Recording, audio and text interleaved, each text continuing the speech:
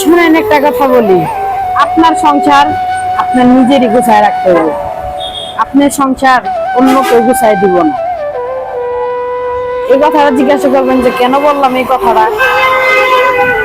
সংসারে আগুন লাগাই দেওয়ার মতো অনেক মানুষ পাইবেন, পিছনে আপনার নামে বদনাম করার মতো, আপনার বোন নামে বদনাম করার মতো, বা স্বামীর নামে বদনাম করার মতো অনেক মানুষ পাইবেন।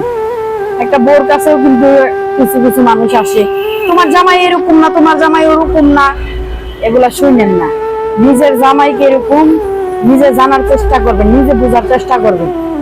আবার নিজের বউ কিরকম নিজে বোঝার চেষ্টা করবেন, নিজে দেখার চেষ্টা করবেন যে আমার বউটা কিরকম।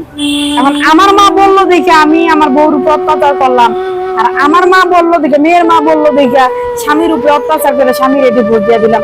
এগুলা করেন না দুনিয়াতে কি, তাহলে এর মতো ভুল নাই। একটা সংসার ভাঙ্গা একটা মসজিদ ভাঙ্গা সমান।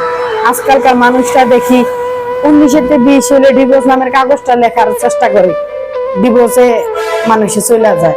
তো এটা কেউ কোনোদিন করেন না, ঠিক আছে? ডিভোর্সটা সারা জীবনের কান্না।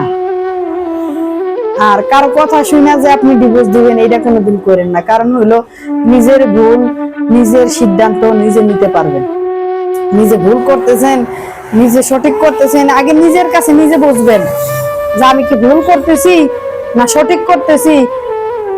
আপনার বুঝ অনেক হয়েছে, আপনার বয়সটা অনেক হয়েছে, আপনি বুঝার চেষ্টা করবেন যে ওই আমার কি বললো, এটা মাথায় নিবেন। মাথায় নিয়ে আগে দেখবেন কে কি বললো না বললো, তারপরে নিজে ভুল একটা ডিসিশন নেওয়ার চেষ্টা করবেন। এই ডিভোর্সটা হয় দেখেই তো কত মার ছেলেরা আলাদা আলাদা হইতেছে, কত মেয়েরা আলাদা আলাদা হইতেছে, কত সন্তানরা মেয়েরা বাবা হারা হইতেছে। এই একটু ফ্যামিলির কারণে, একটু ফ্যামিলির ভুল বুঝাবুঝির কারণে কিছু কিছু মানুষের জীবন নষ্ট হয়ে যায়। আমার কথাগুলো জানি আপনাদের ভালো লাগে না, তারপর আমি মন থেকে কথাগুলো বলার চেষ্টা করি।